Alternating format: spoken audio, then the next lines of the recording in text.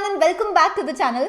Title से आपको clear हो गया होगा कि कुछ ऐसे फ्री कोर्सेज हैं जो आईआईएम बैंगलोर ने निकाले हैं बिल्कुल अलग अलग फील्ड्स में, जिसके थ्रू आप अपनी प्रोफाइल में वैल्यू भी ऐड कर सकते हो, अपने सीवी को भी स्ट्रॉन्ग कर सकते हो और बहुत कुछ सीख भी सकते हो। लेकिन कुछ ऐसे क्वेश्चंस हमारे दिमाग में आते हैं, एक टाइम पे कितने कोर्सेज कर सकते हैं, क्या इन कोर्सेज को करना बिल्कुल फ्री है या सर्टिफिकेट पेड होगा, सर्टिफिकेट पाने के लिए क्या क्या करना पड़ेगा एंड कौन से कोर्सेज करने चाहिए out of the many options available. तो मैंने सोचा कि वो सारे डाउट्स जो आपके दिमाग में आएंगे, जो आप वेबसाइट पे ढूंढने के लिए घंटों स्पेंड करोगे, वो एक वीडियो में मैं क्लैरिफाई कर देती हूँ और साथ ही साथ उन कोर्सेज में से कौन से कोर्सेज सबसे ज्यादा वैल्यूएबल रहेंगे वो भी आपके साथ शेयर कर देती हूँ।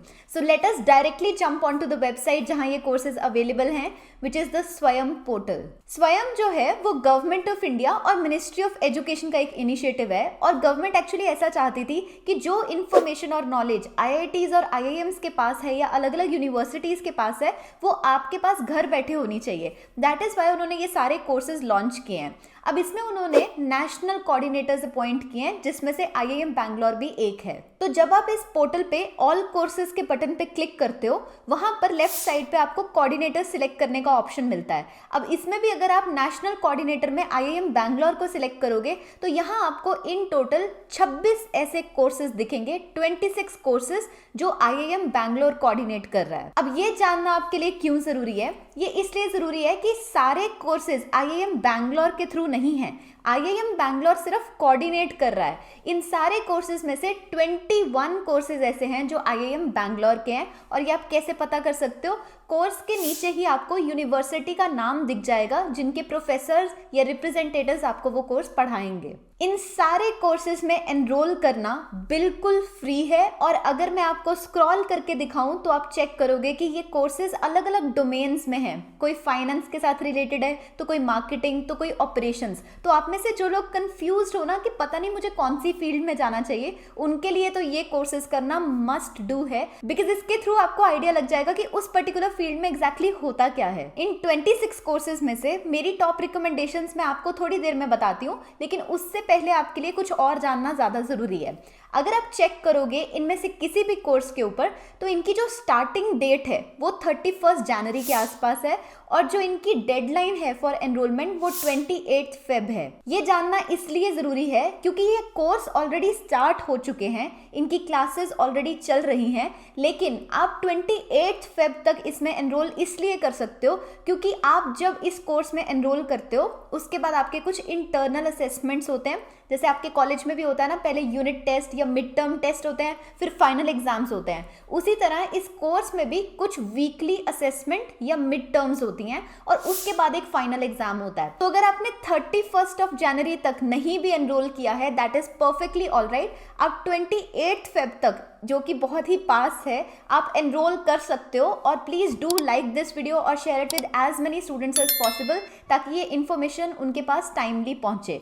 वैसे तो स्वयं के ऊपर नए कोर्सेज आते रहते हैं, हर सेमेस्टर नए कोर्सेज आते हैं, लेकिन ये कोर्सेज दोबारा आएंगे या नहीं उसकी कोई गारंटी नहीं होती है। तो अगर आप ये चाहते हो कोर्स में एनरोल करना, तो 28 फेब इज द डेडलाइन। क्योंकि इस पोर्टल पे मैंने खुद भी रजिस्टर किया था, तो मैं आपको एक सैंपल शो करती हूँ कि रजिस्टर करते कैसे हैं और अगर आप रजिस्टर करोगे तो पुरानी क्लासेस आपको किस तरह से विजिबल होंगी। तो जब आप किसी भी कोर्स पे क्लिक करोगे उसके बाद ऊपर आपको एक रजिस्टर करने का ऑप्शन दिखेगा। जब आप इस रजिस्टर बटन पे क्लिक करोगे तो बहुत से ऑप्शंस होंगे। मैंने गूगल के थ्रू डायरेक्टली साइन अप किया था। जब आप इस पे क्लिक करोगे ये आपको कुछ बेसिक डिटेल्स फिलअप करने को बोलेगा। इन्हें फिलअप करने के बाद आपको डायरेक्टली वो कोर्स एक्सेसिबल होगा, यानी कि आप उस कोर्स में एनरोल कर चुके होगे। आपको सिर्फ स्वयं पोर्टल पे रजिस्टर करने की जरूरत होती है, उसके बाद आप किसी भी कोर्स में डायरेक्टली जाकर के एनरोल कर सकते हो। अब मैं इसी कोर्स का आपको एग्जांपल शो कर देती हूँ कि क्या विजिबल है इसमें। जैसे कि आप देख सकते हो लेफ्ट हैंड साइड पे ये आपको बता रहा है कि वीक 1 या फिर के जो इनिशियल वीक्स हैं उनमें क्या क्या क्लासेस जो थी वो ऑलरेडी हो चुकी हैं। आप उनकी वीडियोस को या उनकी ट्रांसक्रिप्ट्स को देख सकते हो या डाउनलोड कर सकते हो। वीडियो सिर्फ व्यूएबल फॉर्मेट में अवेलेबल होती हैं और ट्रांसक्रिप्ट डाउनलोडेबल फॉर्मेट में। तो इस तरह से आप किसी भी कोर्स में रजिस्टर कर सकते हो जिसमें भी आप एनरोल करना चाहते हो। अब एक बहुत इंपॉर्टेंट क्वेश्चन आएगा कि एट अ टाइम मैं कितने कोर्सेज में एनरोल कर सकता हूँ। Now the question can be answered in 2 ways। पहला तरीका तो ये है कि अगर तो आप सिर्फ फ्री में ये कोर्स करना चाहते हो, यानी कि सिर्फ सीखना चाहते हो, फिर तो चाहे आप 26 के 26 कोर्सेज में रजिस्टर कर लो, कोई प्रॉब्लम नहीं है। आप अनलिमिटेड नंबर ऑफ कोर्सेज में रजिस्टर कर सकते हो फ्री ऑफ कॉस्ट। लेकिन इसका एक दूसरा पहलू भी है, विच इज कि अगर आपको इस कोर्स का सर्टिफिकेट चाहिए तो इसका एक सेपरेट प्रोसेस है, और उस प्रोसेस के कारण there are only 4 courses that you will be able to do at a given point of time. उसको समझने के लिए हम सर्टिफिकेशन का प्रोसेस समझते हैं। तो जैसा कि मैंने पहले भी बताया था, इस कोर्स में कुछ मिड टर्म्स होंगी, यानी कि मिड टर्म एग्जाम्स होंगे, एंड देन एक फाइनल एग्जाम होगा।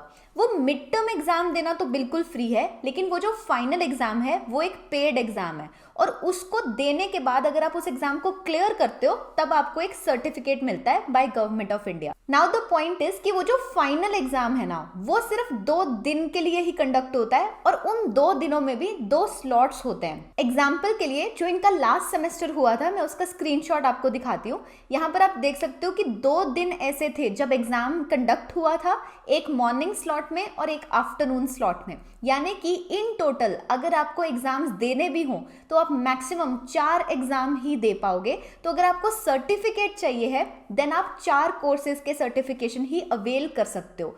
उसमें भी एक इंपॉर्टेंट पॉइंट ये हो जाता है कि आप जब कोर्स में एनरोल कर रहे होगे, आपको राइट हैंड साइड पे दिखाई दे जाएगा कि उस कोर्स की क्या डेट ऑफ एग्जाम है। वो एग्जाम डेट चेक करनी जरूरी है, क्योंकि अगर मान लो 13th में और 14th में 2 दिन एग्जाम्स होंगे तो आप 14th में वाले सिर्फ 2 ही कोर्सेज टेकअप कर पाओगे, सिमिलरली 13th में वाले भी 2 ही टेकअप कर पाओगे। अब इस एग्जाम की फी कितनी है? जनरल कैटेगरी स्टूडेंट्स के लिए पर कोर्स यानी कि पर एग्जाम 1000 रुपये की फी है, और जो कैटेगरी स्टूडेंट्स हैं उनके लिए 500 के आसपास की फी है। सो बेसिकली अगर आप टोटल 4 सर्टिफिकेशंस लेना चाहते हो तो 4000 तक का एक्सपेंस आपका आएगा। इस एग्जाम को ऑफलाइन मोड में ही कंडक्ट किया जाता है, विच मीन्स कि सेंटर्स हैं, टोटल 95 सिटीज में इनके सेंटर्स हैं। उन सिटीज़ की लिस्ट भी आपके सामने मैं शेयर कर देती हूँ, और जिस डॉक्यूमेंट से ये लिस्ट मैंने निकाली है उसका लिंक भी मैं डिस्क्रिप्शन में ऐड कर दूंगी, इनकेस आपको ये लिस्ट प्रॉपरली चेकआउट करनी हो। एक चीज़ का ख्याल रखना कि ये जो सिटीज़ हैं इनमें से आपको 4 प्रेफर्ड सिटीज़ भरनी होती हैं। कोशिश वो यही करते हैं कि आपकी प्रेफर्ड वाली सिटी में ही एग्जाम हो जाए, लेकिन अगर नहीं भी हो पाता है तो सेकेंड प्रेफरेंस या थर्ड प्रेफरेंस आपको मिल जाती है, तो आप प्लीज़ उसको पास में ही भरना। अब ये जो एग्जाम है ये 2 मोड्स में कंडक्ट होगा, which is offline and online. अब आप कहोगे कि अभी तो मैंने बोला कि सेंटर में जाके एग्जाम होता है। वेल, उसमें ऑफलाइन और ऑनलाइन का अलग मतलब है। एग्जाम सेंटर में ही होगा, लेकिन ऑनलाइन का मतलब ये है कि एक MCQ बेस्ड एग्जाम होगा, स्क्रीन पे ही क्वेश्चन आएगा और स्क्रीन पे ही आपको मार्क करना होगा। लेकिन ऑफलाइन का मतलब है कि क्वेश्चन तो स्क्रीन पे आएगा, लेकिन आंसर जो है वो आपको एक शीट ऑफ पेपर पे मार्क करना होगा। सो सिर्फ ये 2 मेजर डिफरेंसेस हैं। एग्जाम जो है वो इंग्लिश में होता है। तो अब क्वेश्चन आता है कि इस एग्जाम के लिए रजिस्टर कैसे और कब करना है। पहली बात तो ये कि एग्जाम के लिए रजिस्टर करना जरूरी नहीं है, यानी कि ये एक ऑप्शनल स्टेप है। आप चाहो तो पूरा का पूरा कोर्स फ्री में भी कर सकते हो, आपको सर्टिफिकेट लेने की जरूरत नहीं है। अगर आपको स्टिल सर्टिफिकेट चाहिए तो रजिस्ट्रेशन की सारी डिटेल्स जो हैं वो स्वयं की वेबसाइट पे ही आ जाएंगी जब आप कोर्स के लास्ट फ्यू वीक्स में होगे। जब वो इन्फॉर्मेशन वहां पर अवेलेबल होगी तब आप उस पर्टिकुलर कोर्स का नाम सिलेक्ट करोगे जिसमें आपने एनरोल किया होगा और आपने मिड टर्म असेसमेंट्स दे दी होंगी। उसके बाद आप अपनी फी पे करोगे विच इज 1000 पर कोर्स, एंड अपनी प्रेफर्ड सिटी को भी सिलेक्ट करोगे, and that is when you will get the hall ticket which is your exam ID ticket. इस एग्जाम में कोई भी नेगेटिव मार्किंग नहीं होती है, और आपको कुछ ऐसे पासिंग मार्क्स हैं, हर एक कोर्स के अलग अलग होते हैं, बट इन जनरल 40% उन्होंने रखे हैं for mid terms as well as for final exam. तो 40% से ज़्यादा मार्क्स आ जाते हैं तो मतलब आपने एग्जाम क्लियर कर लिया है, और 90% से ज़्यादा आते हैं तो वो आपको एक गोल्डन बैच भी देते हैं, विच मीन्स कि आपने एक्सीलेंस के साथ उस कोर्स को कंप्लीट किया है।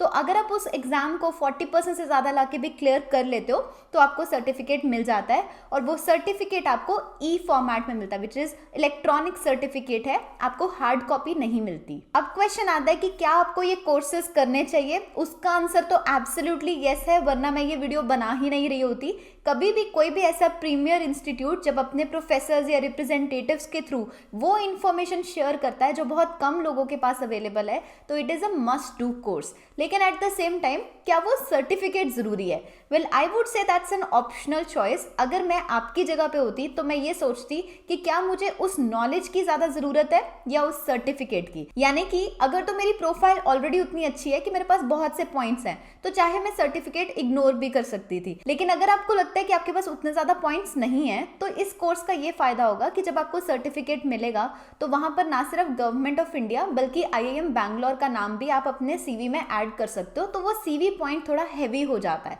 That is why I would say it is your choice, absolutely your choice at the end of the day.